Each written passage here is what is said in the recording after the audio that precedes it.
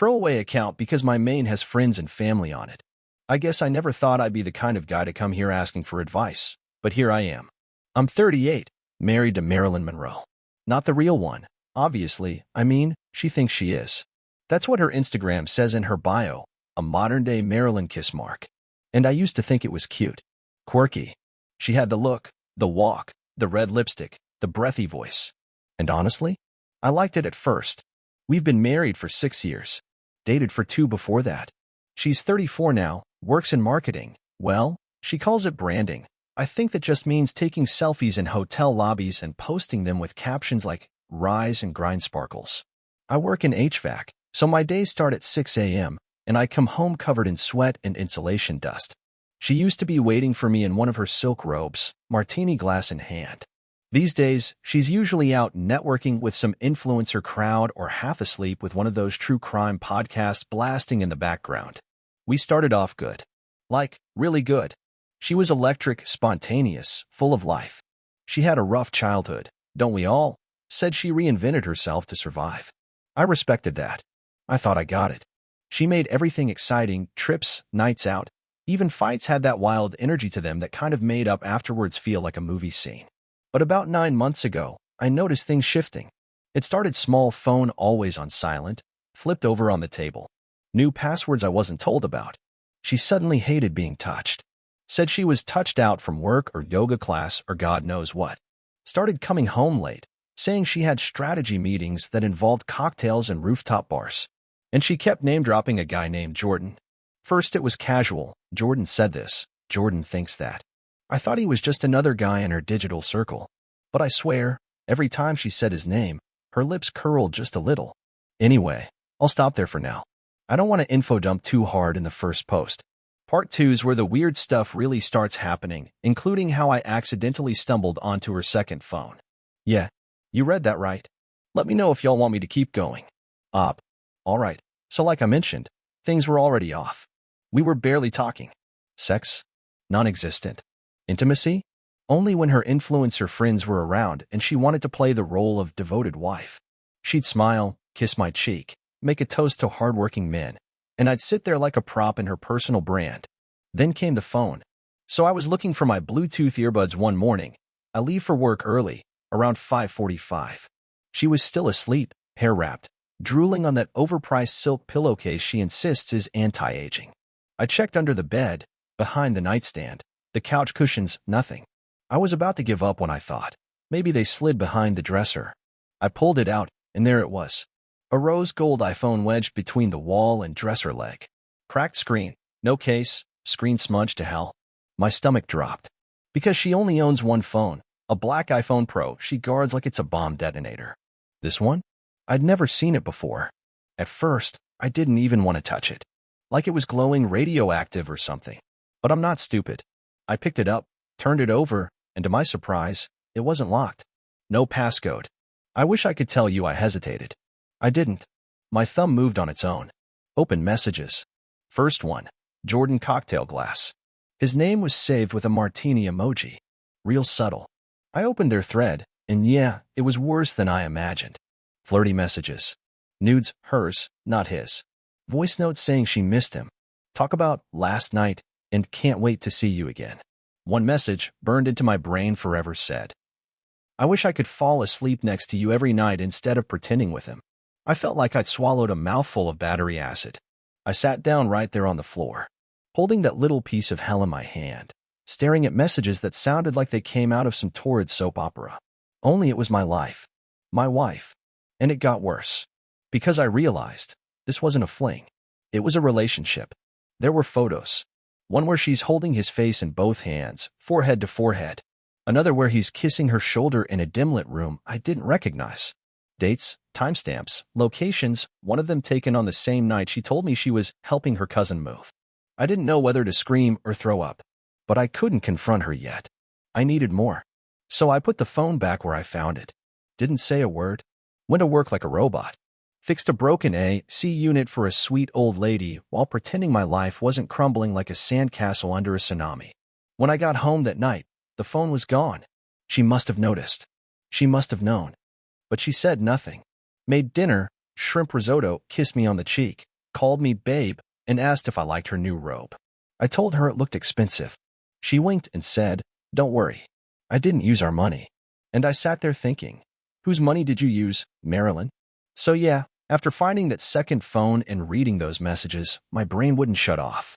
I was barely eating, barely sleeping, going to work with dark circles under my eyes and snapping at coworkers for no reason.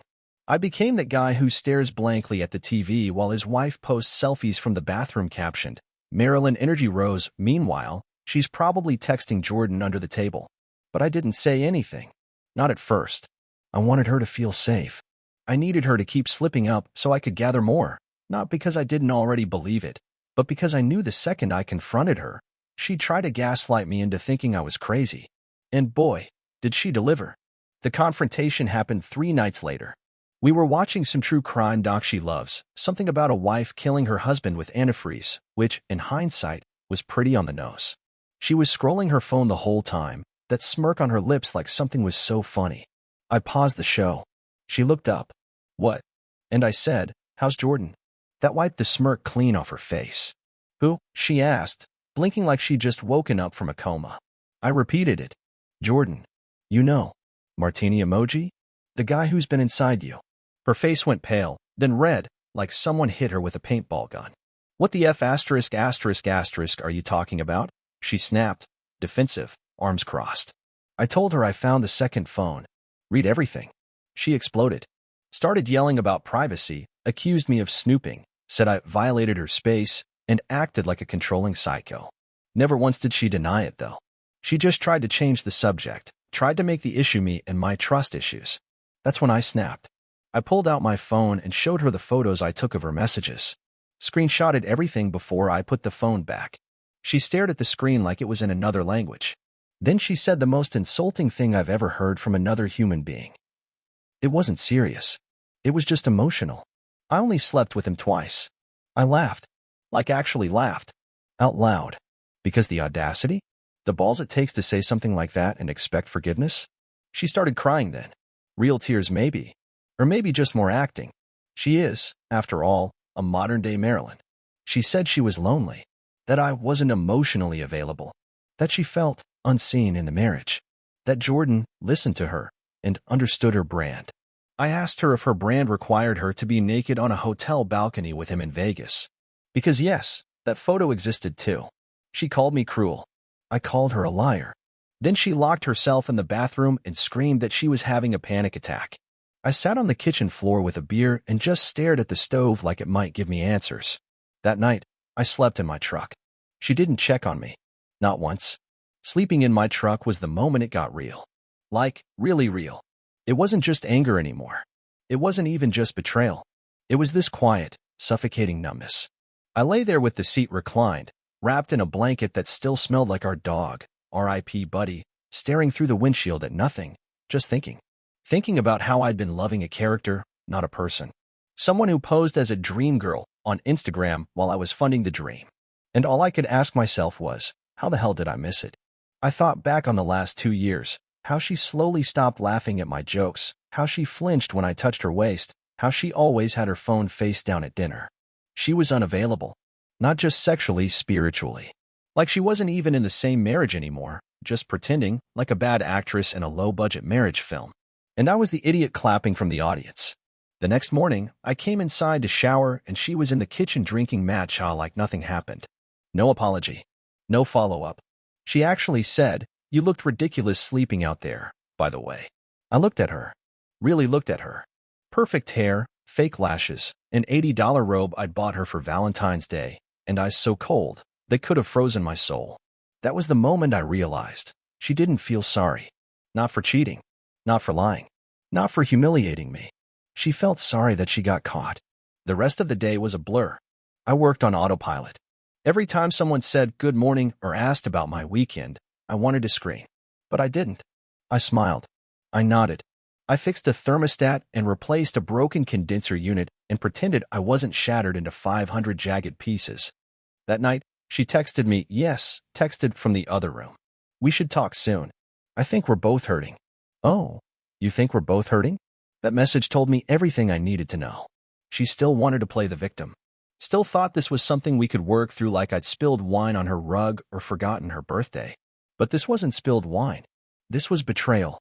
This was years of lies and performance and emotional manipulation. And now I had to decide what came next. You know that sinking feeling when you realize the tip of the iceberg was just that, the tip? Yeah, that's where I was. After her text, "We should talk soon," I didn't respond. I didn't even go home that night. I crashed at my buddy Chris's place, who's been divorced twice and had the perfect setup for me: a beat-up couch, 2 beers, and 0 judgment. I told him everything. Showed him the screenshots. He winced. "Damn, man." "Jordan." "Yeah," I said, and apparently it was only twice. I threw finger quotes in the air. He nodded slowly, took a swig of his beer, and said something I'll never forget. "If she lied about that, she lied about other stuff too." So I dug hard. I knew all her passwords, ironically, because I helped her set up all her socials and business accounts. I logged into her Instagram from my old iPad and opened the DMs. Guess what? Jordan wasn't the only guy. There were 3 other men she'd been messaging. None of them recent, but all of them suggestive. One of them was an old college ex, another was some blue-check fitness guru, and the last was literally a guy we both knew, one of my groomsmen. That one made me physically ill. Their messages weren't as dirty as the ones with Jordan, but they weren't platonic either. Flirty, full of emojis, inside jokes, compliments about how beautiful and misunderstood she was. And the worst part? I found a thread from before we were married, months before, where she told the fitness guy, "If I marry him, it's for stability." But you already knew that. That line hit harder than the affair, because it told me this wasn't a slip-up. It wasn't a bad month or a dead bedroom or emotional neglect. This was a plan.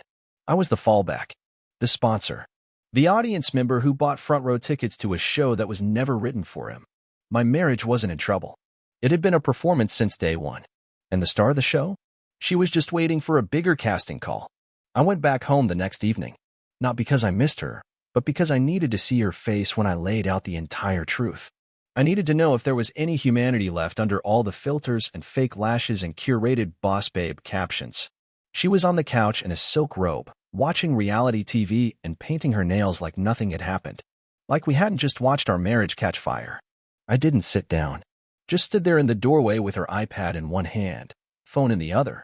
She looked up like I was bothering her. "What now?" she said, like I just accused her of stealing my parking spot. I asked, "How long has this been going on?" She sighed. "We already talked about this." "No," I said, holding up the iPad. "You talked. I just found your DMs with Chad, Tyler, and Greg. And let's not forget your stability message to the fitness clown." Silence. She blinked, then rolled her eyes. "God, why are you digging through my stuff?" I could not believe it. She wasn't ashamed. She wasn't panicked. She was annoyed, like I was the bad guy for finding the rotten leftovers she shoved under the couch cushion. I said, "I didn't dig. I just stopped ignoring the smell." She got up, crossed her arms, and launched into her next Oscar-worthy monologue. "You never got me. You were always more interested in having a wife than having me. I needed more. Attention, stimulation, creativity. You were comfortable and boring. I wasn't. And yeah, maybe I acted out. But I was trying to stay sane." I stared at her like I didn't recognize the person speaking, and maybe I didn't. Maybe I never had. "You acted out?" I repeated. "You cheated.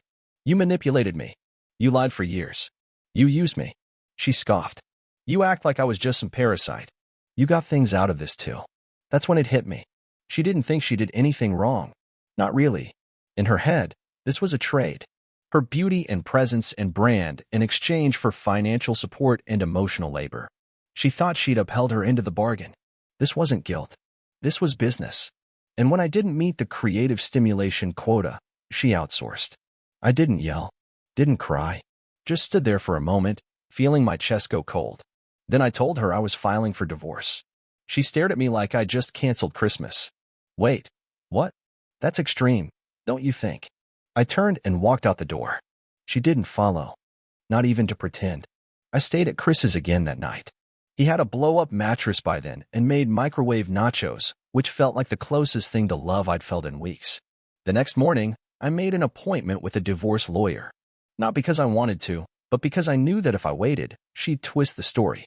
She'd turn it into he abandoned me, or he was controlling, or he always knew I needed more. She was already laying the groundwork. That became obvious when I checked her Instagram story from a burner account. There it was, a black and white selfie with mascara trails and the caption, "Sometimes we're forced to let go of people who never really saw us to begin with. Broken heart, hashtag healing, hashtag still standing, hashtag Marilyn Monroe energy." Marilyn freaking Monroe. She'd made that comparison before, by the way. Said she related to Marilyn's misunderstood genius. I used to think it was quirky. Now I realize she meant it. Marilyn Monroe? Iconic, yes. But she was also chaotic, manipulative, used by men, and weaponized her sexuality while simultaneously drowning in insecurity. And suddenly, that was my wife. Everything I thought was her vulnerability, the quiet sobs, the self-doubt, the "I feel like I don't belong in this world" monologues, it was a script. She'd been performing this fragile femme fatale act from day one, and I bought a season pass to the show. And then came the bank account. I checked our joint savings just to be safe. She had withdrawn $4,000. No explanation. No heads up. Just gone. When I asked her about it over text, she said, "I needed to book some personal healing time. I'm going to Sedona for a few days to realign. Don't make this uglier than it needs to be." Sedona. She cheated on me, lied to me, emotionally gutted me, and now she was going on a spiritual retreat. With my money? That was it. I froze the account. She called me 30 minutes later, screaming. Full meltdown. "You're trying to control me. You're a narcissist. This is financial abuse. Blah, blah, blah." That's when it clicked. She wasn't used to consequences. She was used to being the chaos, never the casualty. Every guy before me had let her play her sad muse card and just swallowed the wreckage. But not this time. I wasn't her sponsor anymore. I was her wake-up call. So I guess when your Marilyn Monroe energy lifestyle starts crumbling, the next step is launch a smear campaign? Because the moment I cut off the money and started talking to a lawyer, she morphed from sad misunderstood wife to full-blown TikTok villain origin story. It started with mutual friends. I got a call from my friend Hannah, who's normally neutral, very zen, owns a yoga studio, and gives everyone lemon water and grace. She says, "Hey, I just want to let you know. Your wife's been telling people you were emotionally abusive and controlling." Excuse me? Apparently, she told Hannah that I monitored her texts, restricted her independence, and made her feel unsafe. The cherry on top? She claimed I weaponized money and didn't support her creative ambitions. Let me tell you something. I funded her podcast, 5 episodes, 0 editing, her candle business, which ended after 3 sales and a wax fire, her healing crystal phase, don't ask, and her attempt to write a screenplay loosely based on her life, which, by the way, started with a girl breaking up with her nice boyfriend because she couldn't breathe under his kindness. If that's not a cry for therapy, I don't know what is. But it got worse. She posted a carousel of photos on Instagram with a long caption. "We don't always get to choose when people reveal their true nature. Sometimes love turns into a cage. I'm healing. I'm not perfect. But I never deserved the betrayal I endured." Hashtag rise above, hashtag empath energy, hashtag true history. Betrayal she endured. I almost threw my phone. Oh, and then she called my mom. My actual mother, who adores her and always said she's so expressive and artistic. I love that. She told my mom that I'd changed, that I had anger issues, that she was afraid of me lately. Guess how I found out? My mom texted me. "Is everything okay between you two?" She sounded really scared. I had to explain everything. And I mean everything. The affair with Jordan, the other DMs, the money, the gaslighting, the performance. My mom went silent for a full 2 minutes, then said, "I'm so sorry. I didn't know." Yeah, well, neither did I. The worst part? Part of me still wanted her to say something true, even if it hurt, even if it made me the villain, because at least then, we'd be dealing in reality. But nope. She wasn't even arguing with me anymore. She was playing to the audience, and in her version of the story, she was the star, the victim, and the misunderstood heroine rolled into one. And me? I was just the guy she used for stability until it became inconvenient. You ever feel like you're getting knows something before your brain catches up? I couldn't stop thinking about her trip to Sedona. Something about it didn't feel right. She said she was going alone. She said she needed space. But the pictures on her story? They looked like someone else was taking them, perfect angles, close-ups, laughs that didn't look forced. I knew it in my bones. So I asked my lawyer if I could start gathering more evidence. He said, "Absolutely. The more you can document, the better. So I went back to the apartment one day while she was healing in Arizona. She had changed the locks, but the lease was still in my name. So I called the landlord and explained everything. He let me in. The place looked like a tornado of narcissism had blown through. Candles melted on the countertops. Tarot cards spread on the coffee table. A half-written poem on a napkin. He wanted to fix me, but I wasn't broken. Just too bright for his dull sky. I wish I were joking. I started going through drawers. Not snooping, investigating. I needed clarity. And then I found it. In a pink purse she hadn't used since last summer, buried beneath receipts and expired lipstick, was a burner phone. One of those cheap prepaid ones you can get at Walmart for $40. It still had some battery left. No lock screen. I opened the messages. There were texts with Jordan going back over a year. Not just flirty ones. Full-on relationship convos. I miss falling asleep with you. Did he ask about us? I felt weird last night. If I could run away tomorrow, I would. It wasn't a fling. It was a parallel relationship. They had hotel receipts, secret meetups, and side jokes. She told him about fights we had and twisted them to make me sound cruel. She even joked about how easy it is to make me feel guilty. I scrolled and scrolled. She had talked to other guys too, some coworkers, a few she met online. Some messages were just flirting. Some were way more than that. The worst part? She sent nudes to at least 3 different men. I sat on the couch for over an hour, just holding the phone like it was a grenade that already went off. It wasn't just the cheating.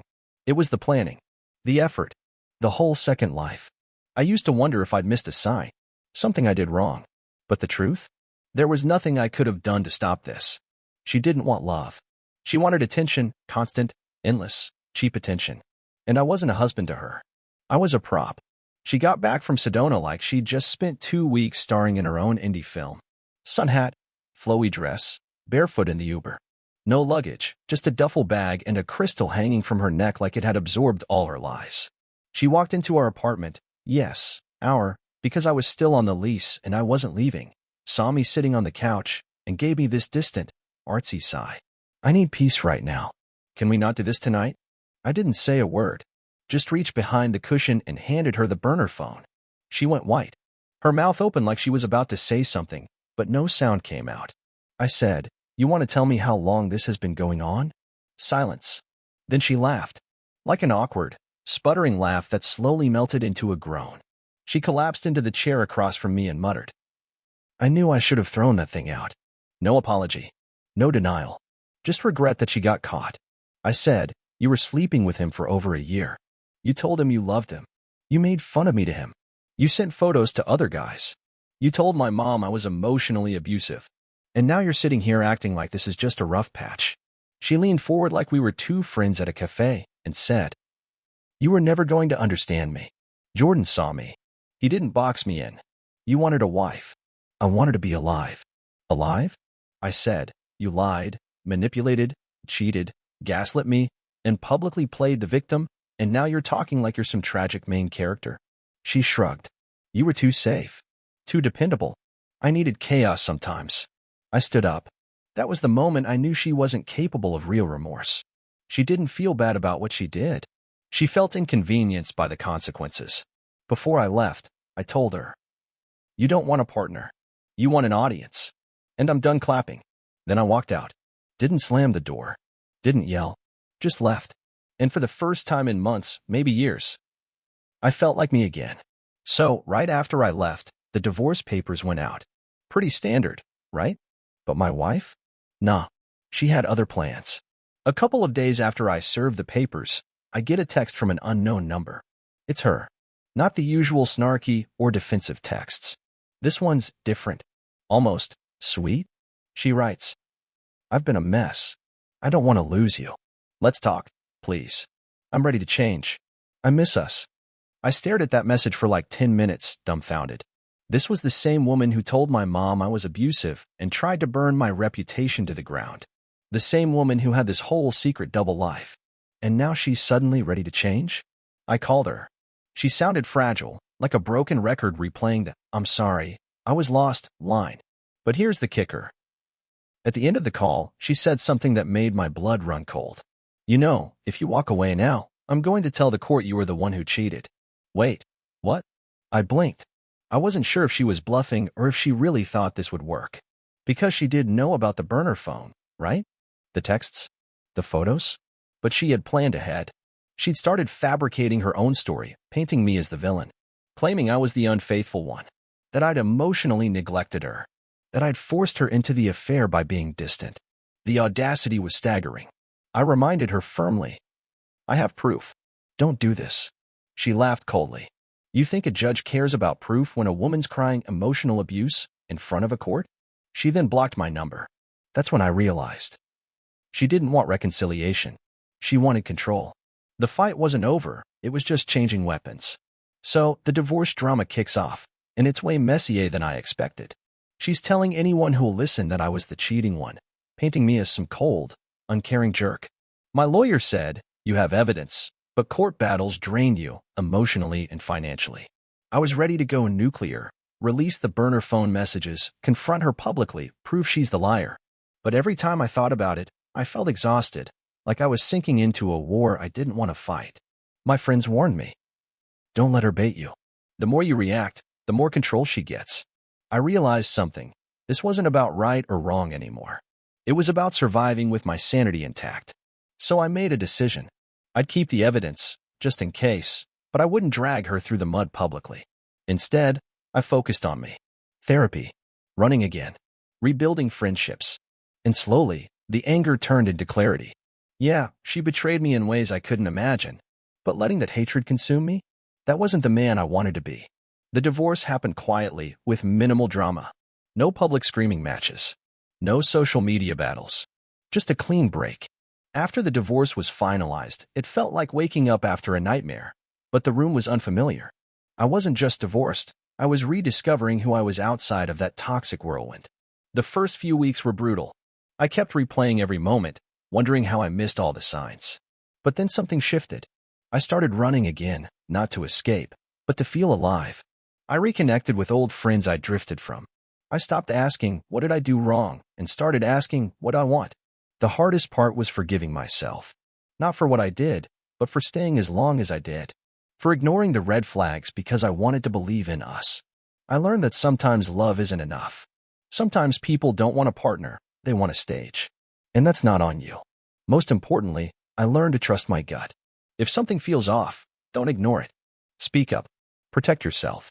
The bitter sting of betrayal will fade, but the strength you build from it lasts forever. If you're reading this because you think your partner might be lying or cheating, here's what I learned the hard way. Trust your instincts. If something feels off, don't brush it aside. Your gut knows more than you think. Document everything. If you suspect infidelity or manipulation, keep records, texts, receipts, anything. It's your shield if things get ugly. Don't lose yourself trying to fix them. You can't change someone who doesn't want to change. Focus on your own healing first. Set boundaries early. Don't let lies or gaslighting slide. It's okay to walk away. Find support. Friends, therapy, communities like this subreddit, they saved me more than once. Don't fight fire with fire. It's tempting to expose every dirty secret, but sometimes staying above the fray is the strongest move. Most of all, remember, you deserve honesty and respect. If that's not there, it's not your failure, it's theirs. It's been months since the dust settled, and honestly, I'm finally feeling free. I don't hate her anymore. I don't even think about the lies every day. Instead, I focus on what's ahead. I'm dating again, cautiously but hopefully. I'm learning to open up without losing myself. I'm working on being the kind of partner I want, honest, grounded, and real. The whole nightmare with my ex taught me that love isn't perfect. People are complicated, messy, sometimes broken. But what really matters is how you come through it. So here I am, a little scarred but stronger. If you're stuck in a toxic relationship or just discovered a betrayal, remember, you're not alone. You'll get through it. And when you do, you'll find a better version of yourself waiting on the other side. Thanks for listening, Reddit. Sometimes just writing it all out is the first step toward healing.